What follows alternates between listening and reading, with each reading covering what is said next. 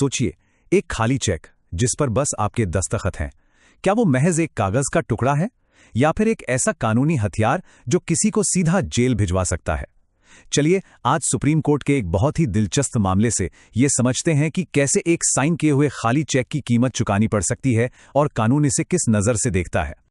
ये सवाल ना भरोसे और लेन देन की दुनिया में बहुत आम है, लेकिन जब यही भरोसा टूटता है तब कानून की नज़र में इस सादे से कागज की क्या हैसियत रह जाती है।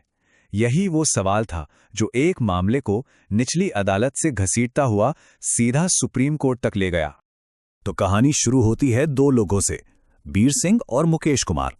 बीर सिंह का ये कहना था कि उन्होंने मुकेश कुमार को एक दोस्ताना कर्ज दिया था, लेकिन भाई जब उस कर्ज को चुकाने की बारी आई तो ये मामला दोस्ती के दायरे से निकलकर सीधा अदालत के कटघरे में जा पहुंचा। और ये कोई सीधा साधा मामला बिल्कुल नहीं था। इसकी कानूनी लड़ाई पूरे 7 साल तक चली। देखिए, 2012 में एक चेक बाउंस होने से ये कहानी शुरू हुई, फिर निचली अदालतों से गुजरी, हाईकोर्ट में इसने एक ऐसा मोड़ लिया जिसकी किसी को उम्मीद नहीं थी, और आखिरकार 2019 में सुप्रीम कोर्ट में जाकर इसका फैसला हुआ। अच्छा, इस पूरे केस की जड़ को समझने के लिए थोड़ा सा कानून जान लेना जरूरी है।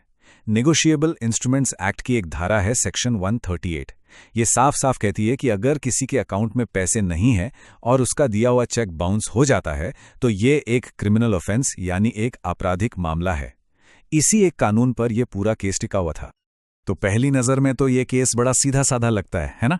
एक चेक है जो बाउंस हो गया है और एक कानून है जो कहता है कि ये अपराध है। और देखिए, शुरू में निचली अदालतों के फैसले भी यही इशारा कर रहे थे, लेकिन जैसा मैंने कहा, कहानी इतनी सीधी थी नहीं। और शुरुआत में हुआ भी बिल्कुल वैसा ही।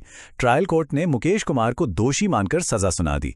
फिर मामला गया अपीली अदालत में, उन्होंने भी फैसले पर मोहर लगा दी, बस सजा थोड़ी सी कम कर दी। यहां तक तो सब कुछ एकदम प्रेडिक्टेबल लग रहा था, मतलब सब उम्मीद के मुताबिक चल रहा था। मगर जब यह मामला हाई कोर्ट पहुंचा तो कहानी ने एक ऐसा यू टर्न लिया जिसकी शायद किसी को भी उम्मीद नहीं थी।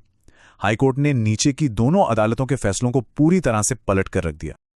हाई कोर्ट का तर्क एकदम अलग था। उन्होंने कहा कि भाई, बीर सिंह एक इनकम टैक्स प्रैक्टिशनर थे और मुकेश कुमार उनके क्लाइंट, मतलब उनके बीच एक फिड्यूशरी रिलेशनशिप था, एक भरोसे का रिश्ता।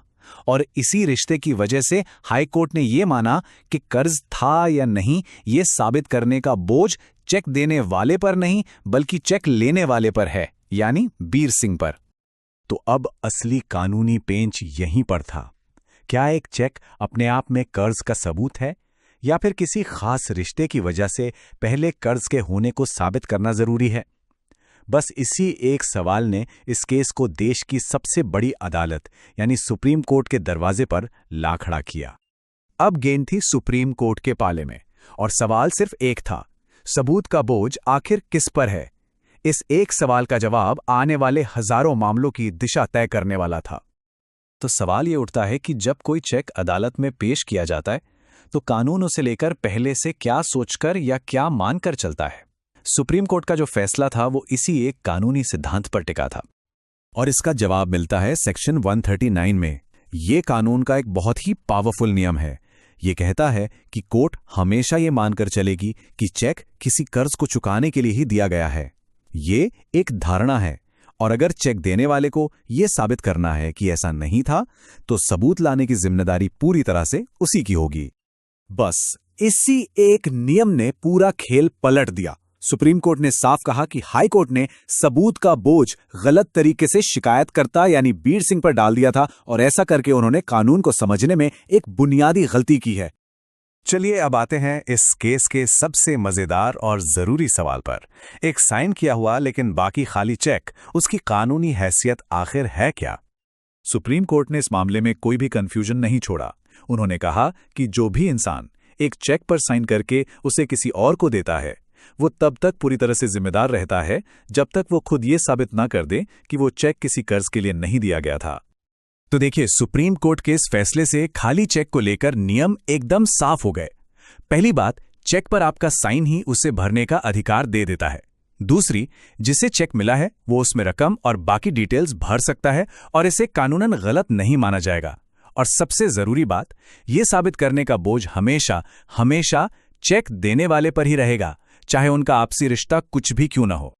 और इन सब दलीलों के बाद सुप्रीम कोर्ट ने अपना आखिरी फैसला सुनाया, जो इस तरह के मामलों के लिए एक बड़ा सबक बन गया।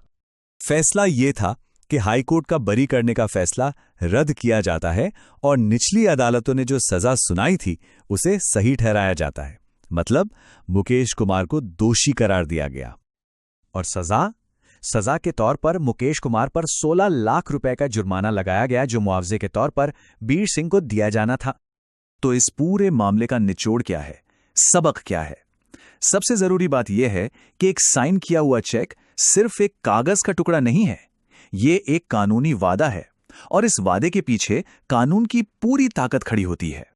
तो आखिर में सवाल फिर से वही है, एक साइन किया हुआ चेक, क्या ये एक खाली वादा है जिसे जब चाहे तोड़ा जा सकता है, या फिर ये एक ऐसा पक्का कॉन्ट्रैक्ट है जिसे हर हाल में पूरा करना ही होगा? इस केस के बाद कानून का जवाब बिल्कुल साफ है।